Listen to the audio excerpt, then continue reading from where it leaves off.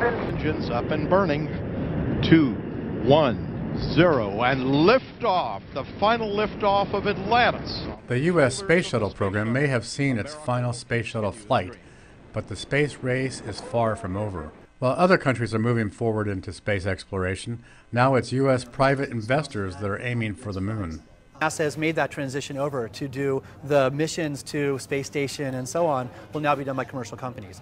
We've now got nations, China, India, Japan, and Russia are all getting into this moon race. Just hours after the last U.S. space shuttle Atlantis landed, Silicon Valley startup Moon Express was already testing a prototype of a lunar lander. You know, Silicon Valley is already excited about commercial space, lots of investment in companies like SpaceX. So MoonX is kind of the next stage. A lot of people are excited about low Earth orbit, personal spaceflight. Absolutely the thing we need to do. We need to get off the planet and do so in an economical way. The Silicon Valley startup hopes to build a viable spacecraft that could be used to deliver scientific and exploration cargo to the moon. We will set up, land on the moon, deliver the payload, deploy it, and then send back data initially. There are certainly NASA missions, and NASA's the thing they want to do, and now instead of building their own missions, they can pay us essentially by the kilogram to deliver things to space. Moon Express is planning its first moon flight in 2014 and will carry and deploy its first payload, a compact telescope, which is the first step to building a full lunar observatory. Okay, it's a compact telescope designed to fly on our lunar lander in 2014, and it can be commanded from anywhere on the Earth through our command center up to the moon to look at objects anywhere you can see from the moon. But MoonX isn't the only California startup looking to the moon. SpaceX launched a rocket carrying equipment in 2010 and plans on a manned launch in a few years. We're like SpaceX, but for the last mile to the moon. So we can piggyback on top of a SpaceX mission, have that launch our system out, and then our system delivers any payload that we want for our customers to the moon.